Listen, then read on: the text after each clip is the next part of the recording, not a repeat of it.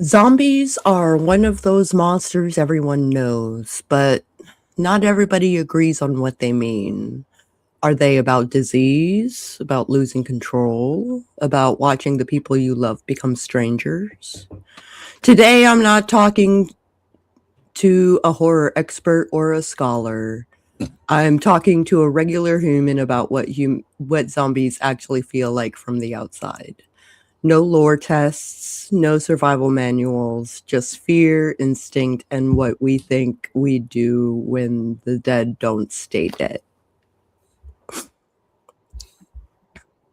Dun dun dun dun dun. This is where the theme song comes in. Hold on. This is where the theme song comes in. Hold that thought.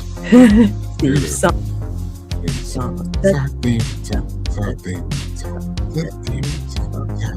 song. That's Sako. I'm Moon. That's Kyle. Yeah. Okay. Yeah, I started doing that once because I was like in a mood, and now it's like a thing I have to do. Now it's a thing we have to do. I hate it. I hate it so much because I love it. Or I love it so much because I hate it. It's one of the two. It's love it. I told Sako to send me that file so that I can actually hire someone to. And it'll happen. It'll happen. I keep forgetting. It's fine. It's fine. Lovely intro. I was like, not a horror expert or a scholar, just a dude. I'm just a dude. He's a smart dude. He's a successful dude. He's a really awesome dude. He's a friend of the show. I'm just a dude. Actually, that's my gimmick. You can't steal my gimmick on my own show, dude. All right, I'm sorry. I'm just Save it. I'm just a dude. Sorry. I'm a dude. He's a dude. She's a dude. Because we're all dudes. We're all dudes. We're all dudes. We're all dudes. Dude is a gender neutral term. Or, back in the day, it was the definition or the word that defined the hair off the inside of an elephant's butt. Something like that, yeah. Yeah. At least it's what we told each other. Yeah, that's it. Yeah. It probably had no truth in reality at all. But if you're new to the channel, I'm Sako Toomey, artist and author and a bunch of other things, but we'll just mention that I'm a self-published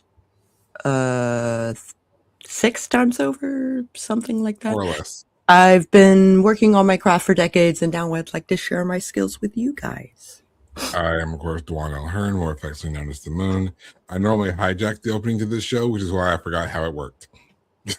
The last few weeks, I've completely hijacked the opening to our show. So I forgot what it's like when we actually do it the way it's supposed to. Yeah. I told you, this show is just kind of like a free-for-all. Like I always told Sako, I'm gonna steal like the first 5 minutes of the show. Like I usually just hijack the show for 5 minutes. We talk about dumb shit. We get to the intro mostly, and then about 5 or so minutes in, I'm like, all right, Sako, you can do your thing now. I mean, we still got a couple more minutes if you want to keep on going. I mean, I thought about it, like but I ran out of hijack material. To be honest, I mean, I could like push myself more. I don't do that. I'm the author of the Couple Week Collection. You can get that on Amazon. You could visit my website, dwanlhearn.com, and catch my other podcast, Moon Eagles Wrestling, which eventually I'm going to put an episode up for the first one this year, talking about wrestlers who are retiring in 2026. But I'm looking for like a special guest host who's into wrestling, who might have some thoughts on that. That's not what I wanted these first 5 minutes to be, but hell, if that's you, put an email address in the comments or tell me in the comments how much you hate wrestling. I don't give a shit. Just comment. Because that's how YouTube works.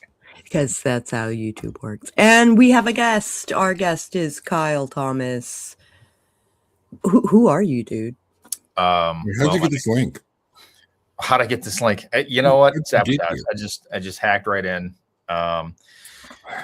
So my name's Kyle Thomas. I am a new author. I've been published in a couple anthologies now over the past year and a half. And outside of that, I do a wondrous variety of other things. Such as I do dabble in survival skills. I dabble in marksmanship with archery, firearms, both pistol and rifle. I dabble in woodcraft. I play video games. I like to cook. Long walks on the beach. Um, and, Brilliant. Brilliant. Few coladas. I do enjoy some other just, I guess, random stuff. Like I love to tinker with stuff. So the building stuff, I'm not an expert at all. So anything that I build is rough built. I like the rustic look, so I don't have to finish anything. That checks out. But and then there's musical instruments around me that I dabble in. So Nice. that's And while it sounded like you were putting up a dating profile, ladies, I am so sorry. you know what? I'm already been taken for the last 28 years. Sorry, ladies. Yeah. I was spoken for. And nobody can compare to mine. So because she'll beat me up if I let that happen. So I'm more scared for me, if anything happens. So stay back. We're all fine, all good. So that's it. I think she'd fight me just because she could. She's just like, I can get away with hitting him. I'm like, hey, stop it. Like, Yeah. That's probably how it would go. Yeah. I'd like catch her hands and be like, no. No. You want to catch hands? I mean, I don't know. Sometimes a little bit of spice isn't so bad. And on that note, Zombies. I have a bunch of questions Yes. that I will be asking Kyle. I have a bunch of random input that I will interrupt Sako with. Yeah. So when you hear the word zombie, what's the first image that pops into your head? There isn't a specific image that pops in my head. Being scared of, and I'll say scared in a relative sense. I'm not like petrified of zombies or anything like that. It's just a generalistic humanoid-looking figure that has snot, ass, and viscera hanging all over the place with random bones sticking out and probably milky eyes. Tufts of hair missing. Yeah, tattered clothes. Very cliche, but that's there's nothing really. Somebody says zombie, and it's like an amalgamation of different stuff. There's no like, oh, this character. It's not like I'm thinking of the Crypt Keeper or I'm thinking of Michael Jackson from Thriller. I don't think of that kind of stuff. It's just there. So do you think of more like separate creature type of imagery, or do you think of like converted human? Oh, definitely converted. Definitely converted human. Like you don't see them create like turning into like a separate thing, just a modified version of what they were. No, basically, there's a couple things in nature that do this to other creatures. There's a fungus that invades insects, ants, and that takes over their bodies, and the ants are just shells. And so that's kind of what it is. It's basically you. At one point, there was a living being that got infected with something, and now that infection is controlling everything. So, yeah. Which I forget the name of that ant, but to all the people who are watching, if you can find out what kind of ant, like the fungus that infects the ants, if you figure that it's fascinating to look up. Got nothing to do with the show, but when you see it and you see it happen, there's some videos where they like show it happening to an ant over time. The ant just like walks and then freezes, and it's just done. Like that's just the ant's just like, oh shit. Yep. Then like a fungus grows, like a mushroom grows out of his head. And then from that on, it's just like, it's game over. It's a fascinating thing. If you feel like a whole video on it, I've watched a few of them. It's quite fascinating. Again, it's got nothing to do with this show, but it's a point of interest. If you find this, it's a rabbit hole worth going down. Nature. If you ever hear like on Family Guy when they say nature's scary, bitch. Nature's scary. Nature's scary. Nature's scary. And that's just it, man. Like, let's just go ahead and say that is part of this, because in my brain, that shit's possible, right?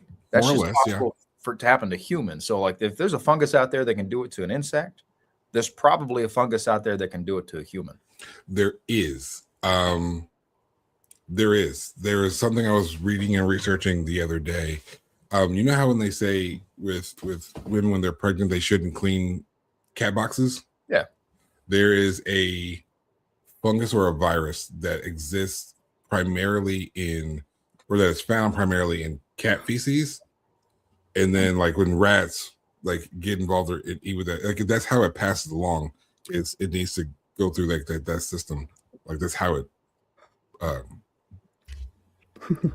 like continues. This is a word. It was a P word. I was trying to propagates. There you go. Thank you.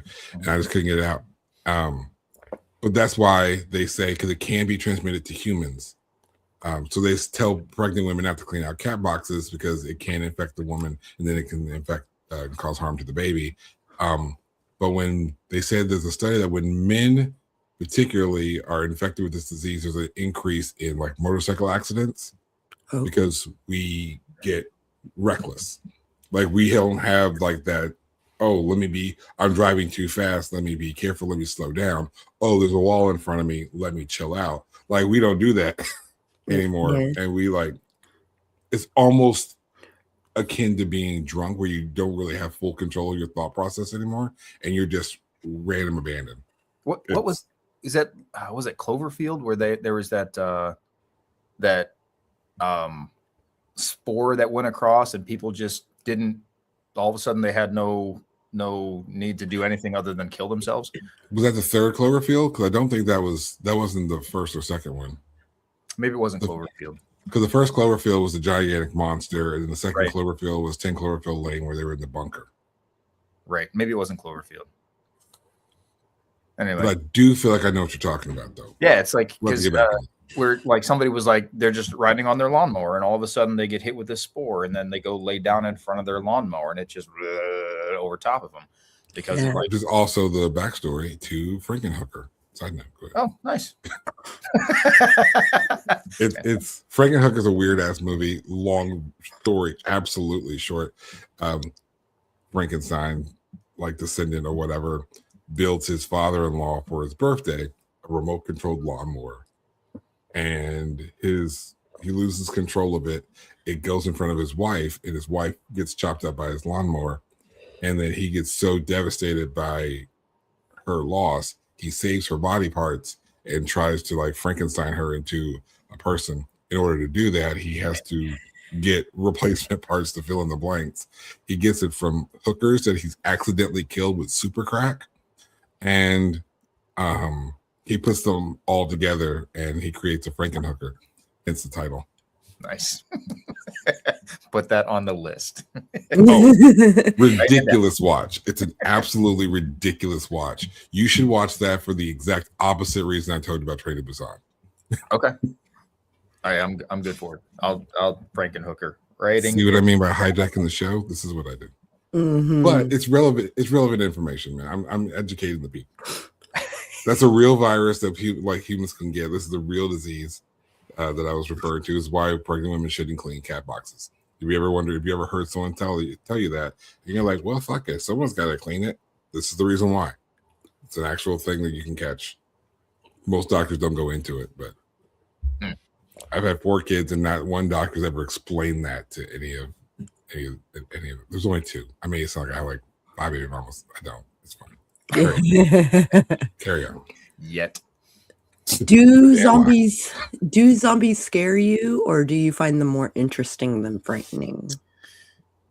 I guess it all depends on the situation and the type of zombie. Like I'm interested so much in the fungus type version, but if we're talking like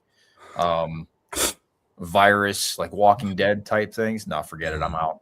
Like, I'm not interested in that at all. I don't care to watch them walk towards me. I don't care to hear them. I don't care. Nope. I'm out. Okay. Even with your like survival background, like you don't feel like I can probably handle a year or 2, or I'd be all right. Oh no. So like as far as evading, sure, not a problem. Right. There's not a problem with evading, but I'm not interested in trying to figure out what makes some fuckers tick because. Oh, no, I'm good. No, get the hell away from me because if you come close, a bullet's not going to do it. We all know this. We've seen the movies. Bullet's not going to do it. Removing the head with a baseball bat with a saw blade at the front. Yeah. And then that might still not do it, because who knows where their driving force is. So, Yeah. Baseball bat with a saw blade, huh? Baseball bat with a circular saw blade right at the top. Yep. Don't mind me. Don't mind me. So, what part of zombies unsettles you the most?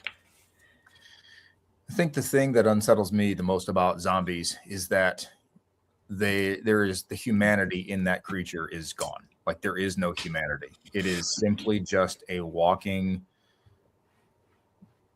death thing, and focused on spreading. It's a virus or a fungus that just doesn't care what it comes in contact with. It will consume it or kill it or whatever. And so the lack of humanity in a zombie is really, really the thing that bothers me the most. All the other monsters that are out there, humanoid monsters that are out there, there's some semblance of humanity somewhere. Just not in zombies. And so that's really that, there's no reasoning. There is no, hey, wait, there's none of that. There's no logic. There's no communication. There's nothing. It's just a matter of there's no fear.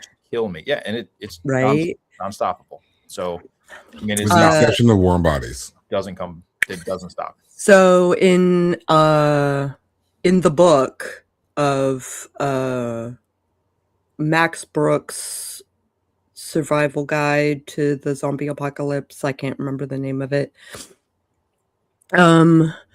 He has a scene called the Battle of Yonkers, and they do a flashbang attack on the zombie horde, and they run out of ammo, and the zombies keep coming, and so despite their best efforts, the military's best efforts, they lose because spoiler much? No. Yeah. No, Battle of Yonkers is kind of like the quintessential scene of no matter what you do, they will keep coming. And this is where I know we had this conversation like a day or so ago, where we were talking about slow zombies versus fast zombies. And you have your I think colloquially we refer to them as like your World War Z zombies versus your Walking Dead zombies. World War Z is the book. Yeah. Oh, well, there you go. So yeah, like that's where you have to approach both those encounters differently. If you've got like fast moving zombies which have like no mindset of what kind of wall is in front of them, they're just gonna like stack on top of each other and use it as a bridge and climb over it like ants do, because ants are apparently the subject of today's episode. Then yeah, you're kind of fucked no matter what you do with that. You just got to be not where they are. But if you're in The Walking Dead, the zombies are really just more of a catalyst to the change of society. It's like, okay, now we have to exist with this thing in mind. And of course, that being brought up, how you respond to that is going to obviously change greatly. You don't approach a fast zombie the same way you approach the slow moving zombie.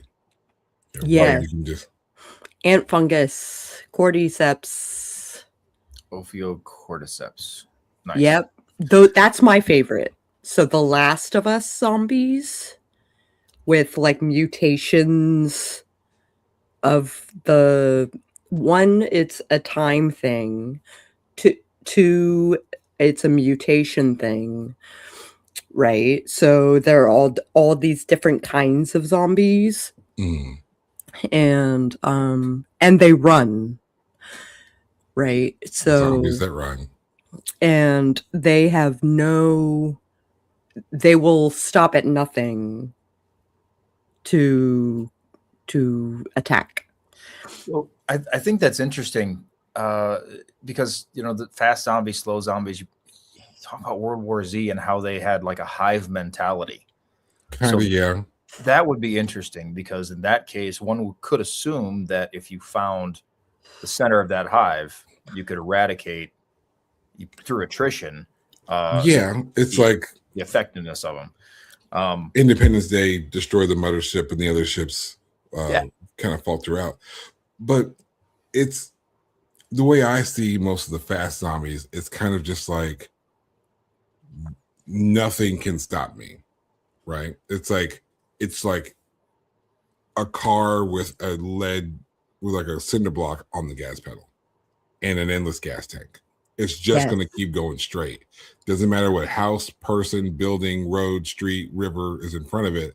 It's just going to plow forward.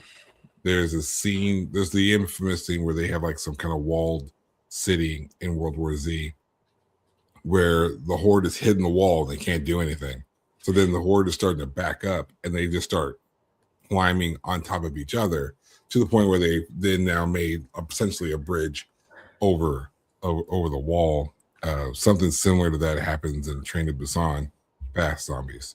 I feel like I have to clarify the type of zombie every time I mention something with zombies in it. And I just find like that interesting. I don't know if there is like a centralized Borg-esque sort of hive mind. Yeah. But in some of them they do. In some movies they do. In that particular movie is what I'm saying. But the Borg is a very interesting thing to bring up. Do we see the Borg as like zombies? Cyborgs. They're too intelligent. Like Star Trek's Borg. I think they're too intelligent to be zombies. I think that the hive mind is still there, but they're not. So yeah, but the hive mind is mostly centered around the queen, and she would not necessarily be a zombie. However, there's a lot of once was alive, no longer alive. The humanity is gone. They're just doing what, like something has essentially invaded them, and they're just kind of doing what they need to do in the moment. There's based on like as we've discussed so far, our running definition of zombie. Maybe it counts. The Borg are just cybernetic zombies. They're zombies. But the only difference that I can see is that you can communicate with a hive mind through each and every Borg. So like the Queen Borg or Head Borg or whatever could still communicate through her minions to that person that they're about to kill or that area or whatever. So there's still that level of humanity that's there in that hive mind scenario, where, and that's the question. That's really the sticking point for me, is that if you have something that's intelligent, that is going to be able to problem solve and figure things out, instead of just an unrelenting wave of just dumbass bullshit coming at you, then there's got to be some sort of ability to communicate and rationalize, at least the hope of that. Otherwise, it's hopeless, right? If you have something that has no central core mind, has no rationality, has no communication with, I guess, a different entity. I mean, we're talking about dead people versus live people. If you got something that's not working together and it's just a nonstop wave of snot and ass coming at you, like, you could probably, it's pretty hopeless. That's pretty hopeless, right?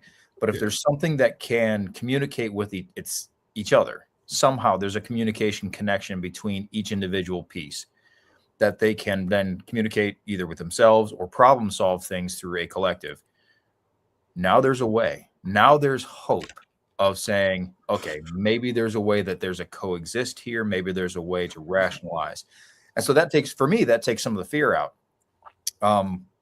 So declaring a zombie, not declaring a zombie, I guess in my interpretation of the thing that scares me the most about zombies is there is no communication. There's no intellect. There's no anything. It is just a nonstop horde of, I want to eat you. Yes. I would contend on a different show. I won't because I feel like this could be an entire episode in its own right. I would contend that generally speaking, when dealing with the Borg, that is the mentality. Because they have, can you rationalize with the Borg? Yes, that there is an option. That is a thing. But for the most part, they have their objective, and their sole purpose is to complete said objective. Assimilate. Yep. Yeah. So they have their objective, and whether it's a mindless drive towards a goal or an intellectual drive towards a goal, if they're dead set on the goal regardless, it's almost the exact same thing. Yeah. In Land of the Dead. It would be a good conversation. Yeah. In Land of the Dead, there's one zombie that has problem-solving skills. Warm Bodies, there's the zombie that starts to unzombie, essentially. Mm-hmm. Yeah, Warm Bodies is basically a movie about like a girl who falls in love with a zombie who's not quite zombie. Like he starts to go backwards. Like after he becomes a zombie, he starts to like have feelings and kind of Come back. Yeah. Despite the rest of the zombies being zombies. Mm-hmm. So yeah, that's not scary at all.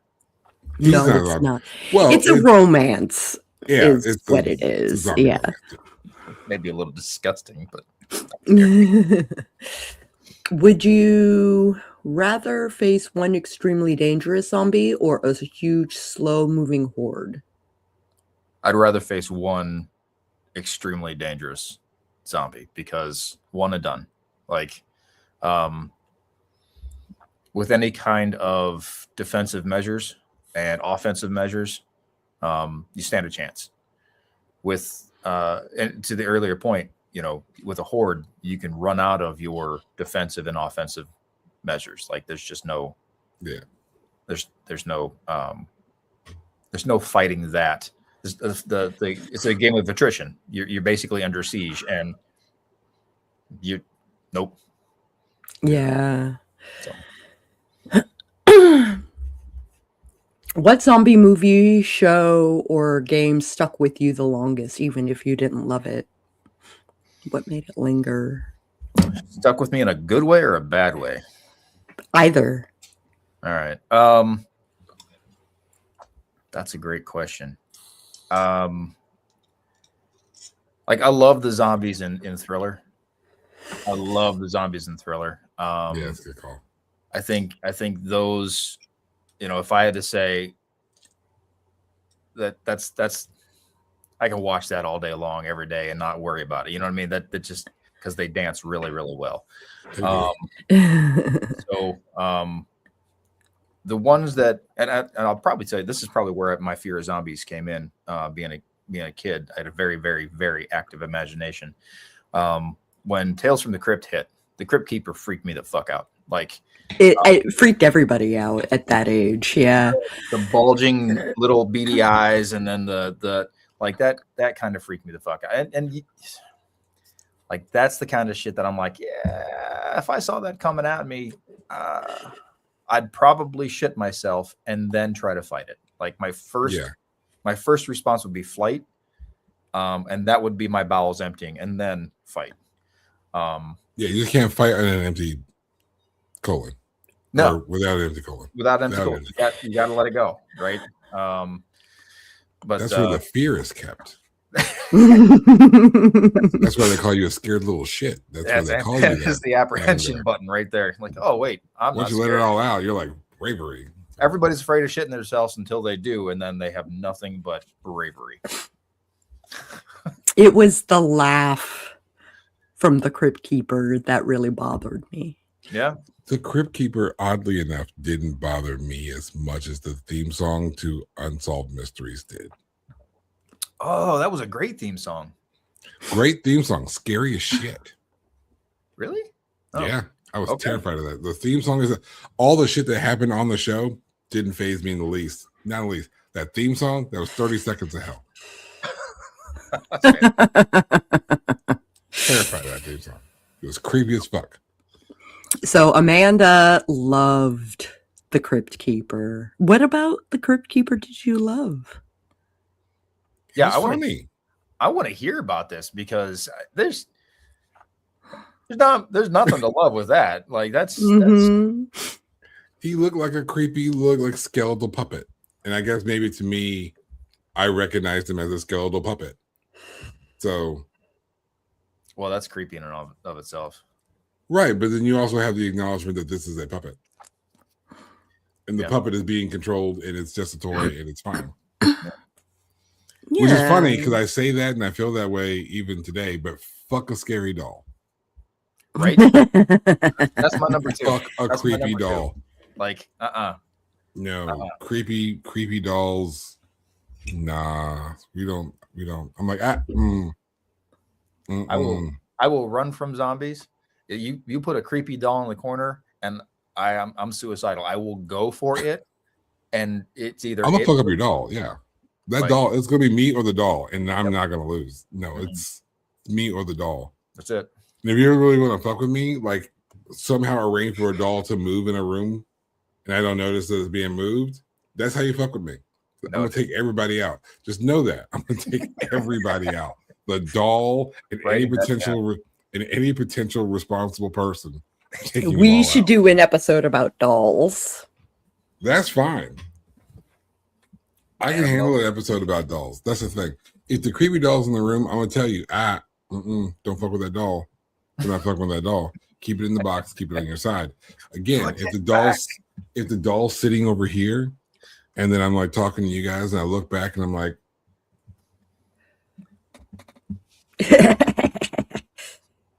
I'm fucking everybody up. Just so everybody know that I'm coming swinging. I got a sledgehammer in my truck. There's a sword there. It's not sharp. That'll hurt even more. But I'm gonna fuck everybody up. Don't fuck with me with a moving random ass doll. That's awesome. Yeah. Noted. What zombie? No, I asked that already.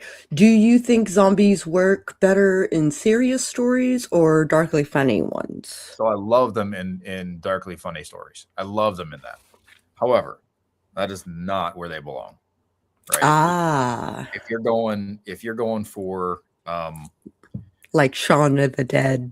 Yeah. If you're going for something that is kitschy or funny, or okay, fine. Zombies can be funny. They really can. But that's not what they're designed to do. They're designed to scare the piss out of people. And so I prefer them in the serious, scary movies because that's where they belong.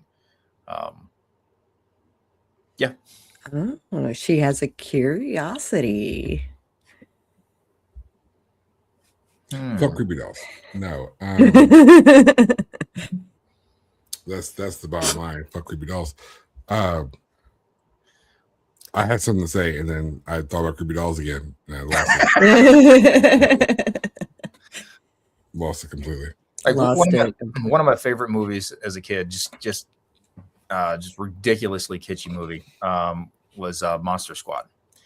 And I mean, if you want to think about it this way, a mummy is basically just a zombie wrapped in toilet paper.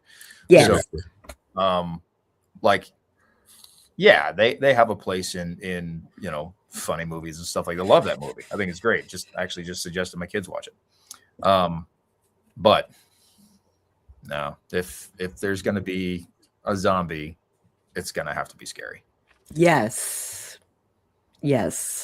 Amanda will have to show from us Haunted the doll Asylums. room from Fuck Assaulted. That noise. Fuck all that noise. No, absolutely not. This is amazing. No, sir, no, ma'am, no turkey, no ham. We're not doing that shit here. No. So you don't like the ones where they're creepy like dolls from haunted places, and then you pick them up and they're like, where their eyes just like twitch open. You don't like those? Hell no.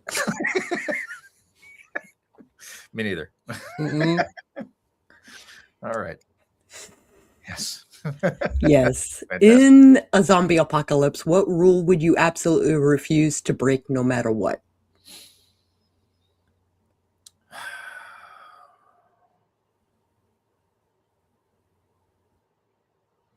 I would never go out alone. Oh. I would never go out alone. and that's in any scenario. So if if there was some sort of medical run or whatever, I mean, think of any kind of zombie movie where people are held in compounds and stuff like that where they're safe. Never go out alone, because going out alone is a death sentence, pretty much. Yeah. But also, you don't go out alone to try to save people. Mm-hmm. Never go out alone. So that's it. Would you feel, since you said that, I mean, this is one of those weird moral questions that may even take you a long time. Maybe not. When it comes to saving people in a zombie apocalypse, would you find that to be a priority? Like, I know there's going to be like an element of our humanity that's going to drive us to do that. But again, it's one of those things that almost welcomes the threat. Yeah. And as we rebuild the society to avoid the threat at all costs, is that one of the things that gets modified? And if that's not, what would be? Yeah. So saving people is definitely a priority. That's priority. Now, it all depends on resources that you have on hand and the availability of getting resources. You got to think things strategically through. But if I have a well-equipped crew to go out and find people or hear about people, shortwave radio, whatever, that kind of stuff, they're in a close area. Yeah, that's priority, because the more people you have, the more resources you have to either get more resources that you need or to help sustain the community that you're building. And you need that safety, that community for safety. The shark analogy, where you don't have to swim faster than the shark, just faster than your friend. Yeah. I don't know. I don't know that anybody on the USS Indianapolis would have agreed with that. It's I mean, whoever is closest. Yeah, it doesn't matter if no man left behind. You get bitten, bye. See ya. Not bringing you back. That's my number one rule. Yeah, bye. Yeah, don't get bitten. But you do whatever you can to make sure that your crew is not bitten or whatever.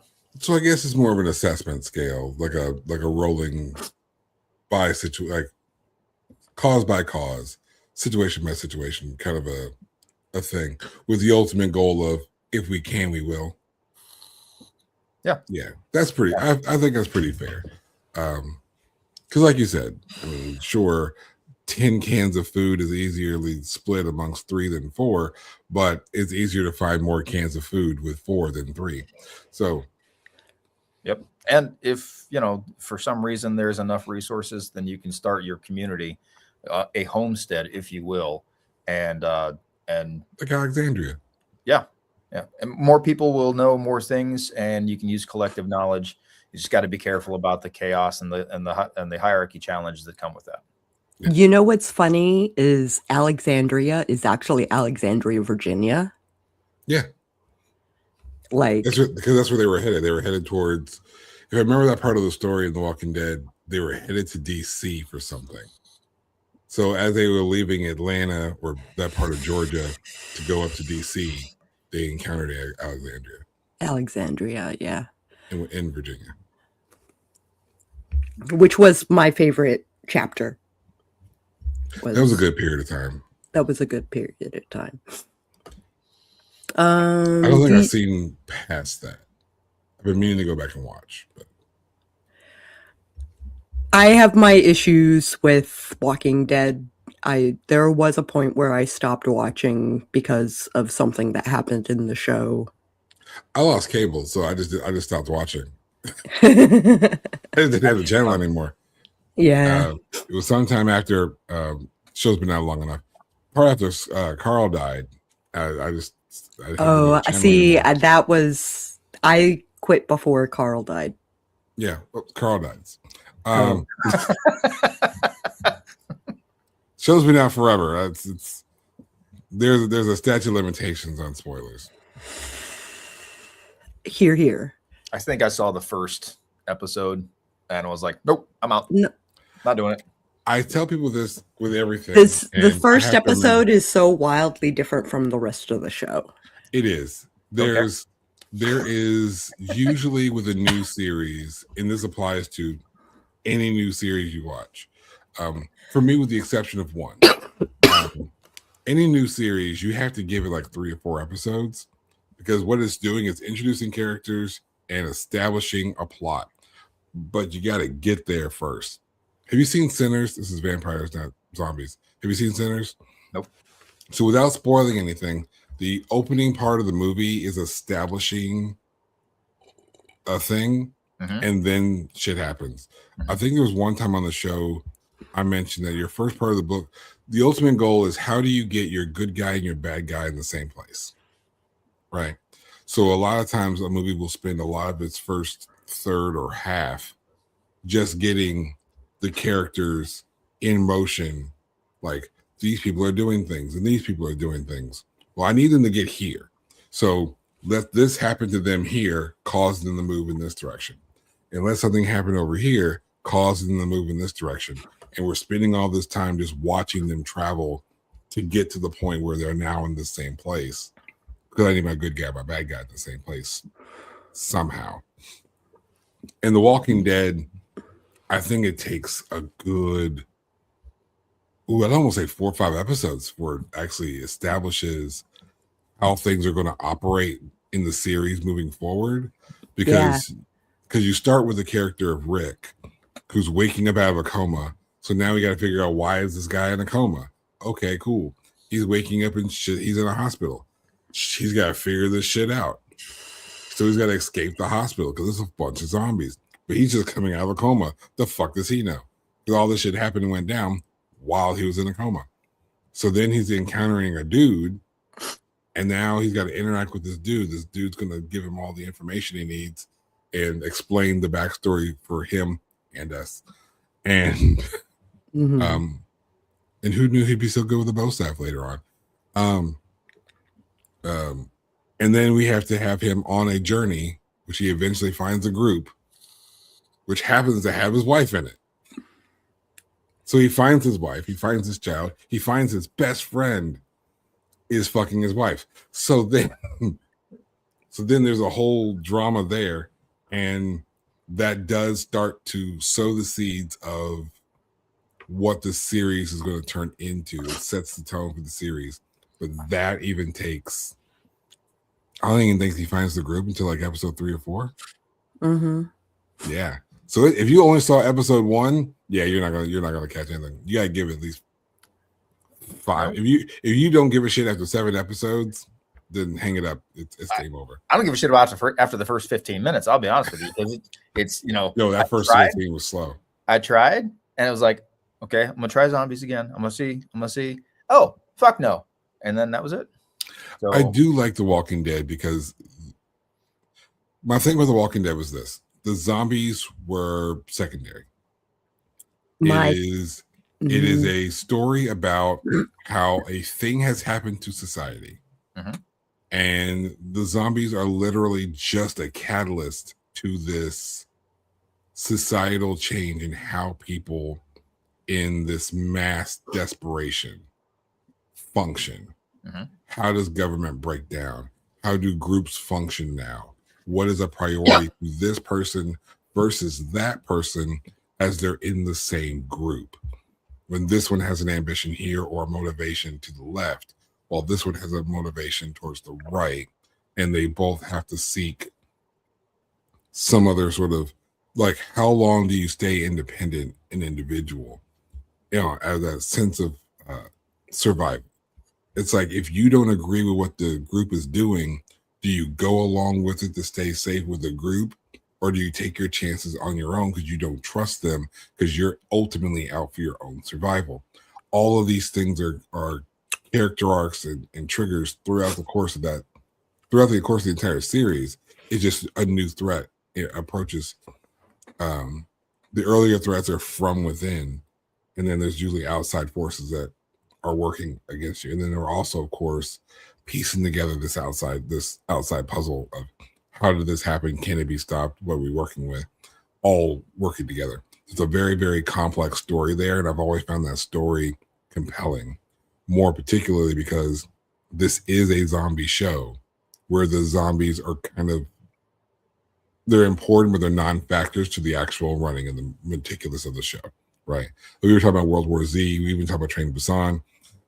We talked about like Warm Bodies. We can talk about Zombieland. We can talk about Night of the Living Dead. The zombies are a primary function of the narrative. In The Walking Dead, they're not. They're literally just a background catalyst. And I loved that variation of the dynamic as how zombies impact the story. You know what? That's legitimate, because I mean that's talking about post-apocalyptical survival and reestablishment of society, and I absolutely. So I don't know, is there a faction that split off and then becomes the rival faction? Sort of. Because sort of. Because some of these things are your classic tropes, right? Of what these kind of things look like. And I mean, that's great. And I can appreciate the cinematography. I can appreciate the story. I can appreciate everything. You put somebody in there with their tongue hanging out, that's flopping there. And I'm like, maybe an eyeball just swinging. No, they could be the best story in the world. No. Not watching it. So. At what point does someone stop being themselves if they're infected? So I guess that would be like, do they get bit and therefore you just remedy the problem while they're still human? Or I guess it all depends on what you're dealing with. So if it's a slow-moving virus type infection that somebody can either be restored from, cured from, or whatever, then okay, we got to wait till a specific moment to where they start wanting to eat somebody else. I think what it comes down to is, if there is no cure, if there is no reversing, right, the person is not themselves when they turn on their group. However, they're not going to be in the group when they fully turn. Right. As far as I'm concerned. So it then comes it comes down to that person. Hey, you're infected. You're going to become one of these things that we've been fighting against. How do you want to handle it? Do you want to go knowing that you're still human, or do you want to wait until that thing takes over, and then we do it anyway? Okay, so you make it a choice of the person who's infected. Yep, I'll make it. Outside of a compound, that's the choice. Yeah. You get back to the compound and somebody sees that they're, infected or whatever, then it's like, okay, we need to secure this person. We need to do this. And then it becomes a group thing. That person ultimately has the choice over their own existence until they are no longer a human. But it's up to the group to determine whether or not we want to put time and energy into this unfortunate soul. So I guess my follow-up question to that would be, we're all out, the three of us are out, and you are bitten, and let's say it takes an hour before you turn. This is what we found out. Would you want us to pull the trigger now while you're still human, or wait till you turn, where we're going to do it anyway? So maybe it's because I have a superhero complex, but I would be like, you guys get the hell out of here, and I'm going to keep on fighting until I can't fight anymore, until I become one of them. And then the next time you see me, unload. Right. If it's one of those scenarios where we're out, I get infected, don't know until we get back.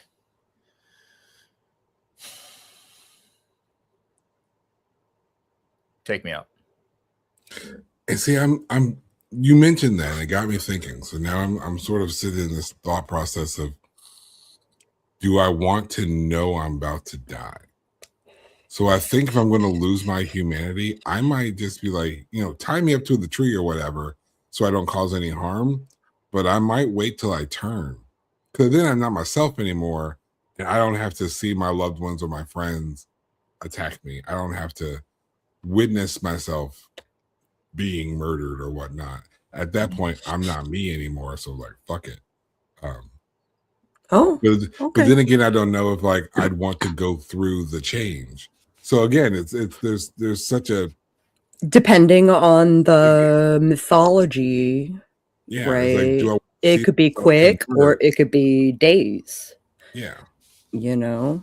and and even under the like 1 hour timeline, like, do I want to feel myself lose myself? Right. And I guess that's where it boils down to. I guess it would depend on how I witnessed it happen in others. So, and that's the thing. I would want to be able to say if I, if my wife and kids were there, I would want to be able to, in my own mind, be able to say, while I'm here in my faculties, goodbye. Yeah. This is what happened. This is a tragedy. This, and then like just I don't Walk want out. to see me be something that I'm not. Yeah. So, for the sake of other people, I would rather just be like, you know what? Remember me how I am, not how I'm about to be. Take me out. Another scenario would be if there was science going on to try to rectify the situation, and the transition could be useful to that science and that process, then I might consider going through a transition. Yeah. Because that's okay. I'm not going to make it anyway. And I know that. So it's how do I go? And that's really it's subjective to where things are. Early on in the story, when there's no science going on, nope. Like, give me a machete and a grenade launcher, put me out the front door, and I will go and go and go. And when I start feeling myself slipping, I'll point that grenade launcher down. That's pretty much how I would want to do it. Right on. Okay, I have gone through the questions. I have 5. They're bulleted, so I can't remember. Rapid fire questions that I did not send you. This is her new thing. She likes this. Let's go. Yeah. So no thought, just top of the brain. And I'm just gonna. Okay. Lightning round. Lightning round. Abandoned mall or rural farmhouse? Abandoned mall. Keep moving or fortify one location? Fortify one location. Pets allowed. Pets allowed or heartbreaking goodbye? Pets allowed. Oh. Would you want to know the world is ending early or stay ignorant? Stay ignorant. Ooh. Well done. I agree with you, except for that last one. I'd want to know.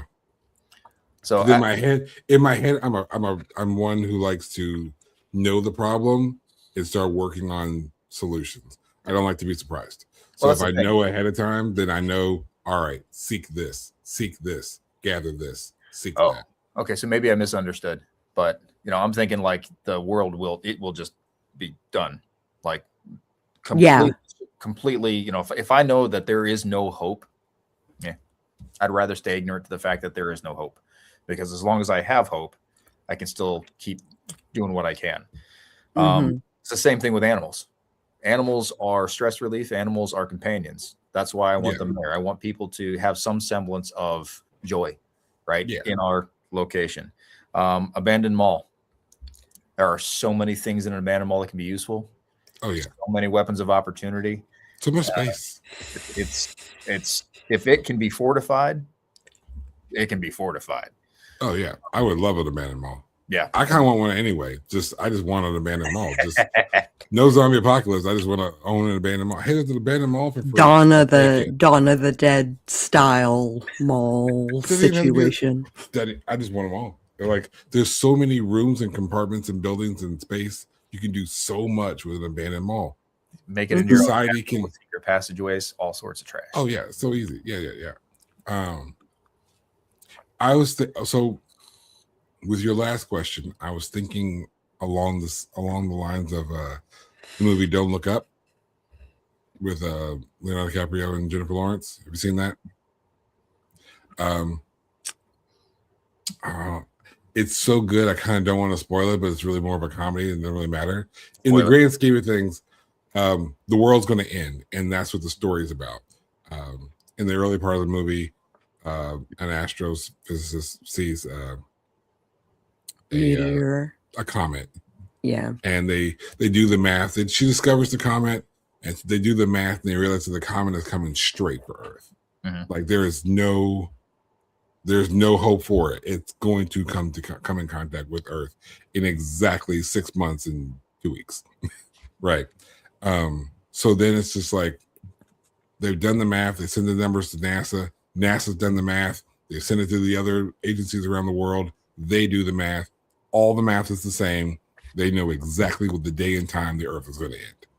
So the movie is about one, trying to notify the government, trying to notify the people. And then there's a whole comedy spiel in there that's actually really worth watching. But in the end, the day comes and people have gathered. They know the end is coming. Mm-hmm. They can feel it coming. They know the date. They know the time.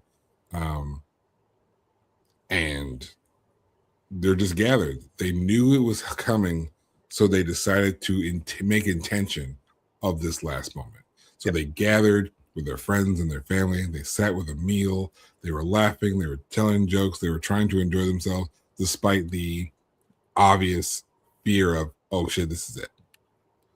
And that's why I would rather know ahead of time. I would like to make my last moments intentional, So that's and I don't know how much time we have left, but it's an interesting fuck a runtime. It's an interesting question because if you tell the masses about something that's going to happen cataclysmic, right? There's two camps of thought. They're either going to take it in stride and be okay with it, or there's going to be mass fucking chaos and you got the purge and all sorts of shit. So where are you with that? Like where would you be if you knew something was going to bring the world to the end, but you knew society has a way of breaking down and turning into absolute fucking chaos? What would you do with that information? I'm not 100% sure. And what brings doubt is not so much that scenario or world panic, but a really interesting story that I heard about a woman who had this really, really, really strange ability to smell dementia, I think it was. Mm-hmm. So you remember the story? So I know the story. Yeah. The long and short of that story was she has such an advanced olfactory system that when a person has a disease, even before it fully manifests in that person, she can smell that off that person. I was watching an interview with her, and one of the questions was, if you're walking down the street and you walk past a person and you smell that they have a disease, like a terminal disease, do you tell them? And because they may or may not know. I mean, obviously, if it's like a breast cancer survivor show and you smell breast cancer, then, I mean, okay, yeah.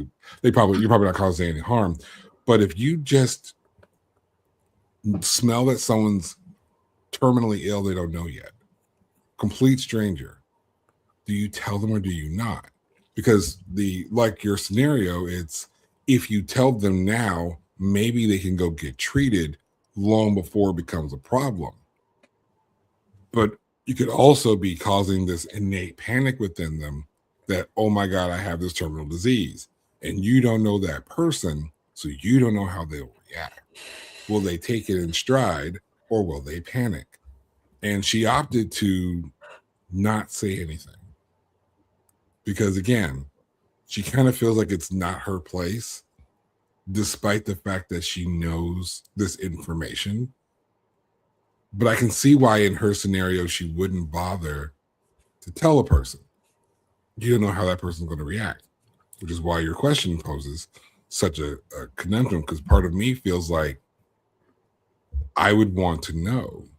Mhm. If I can know that I have cancer before stage 1 shows up, I can start doing the preventative measures or have my doctor on the lookout for it. That helps me in the end.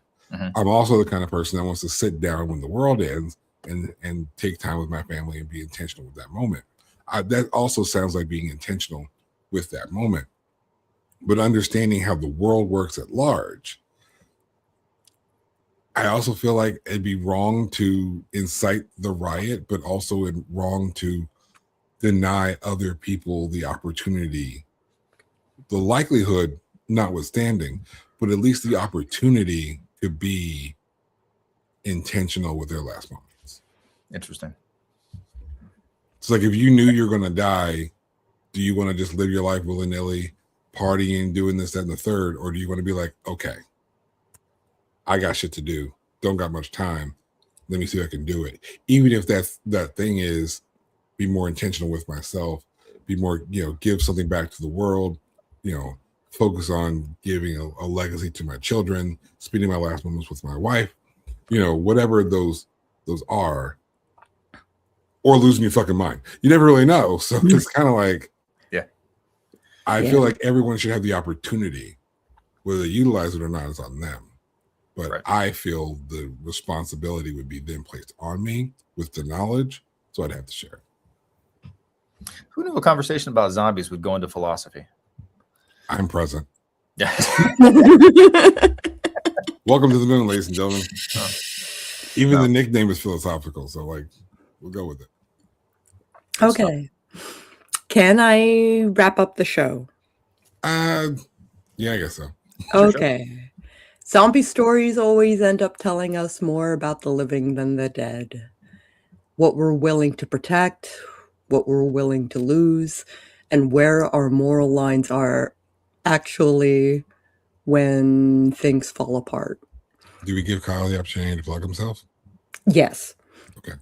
Hearing how a non-horror fan thinks about zombies reminds me why these stories keep coming back. They're not about monsters, they're about us. And honestly, that might be the scariest part. And as always, if you enjoyed this episode, leave a review, share it with your zombie-loving friends, and keep wandering with us into the shadows.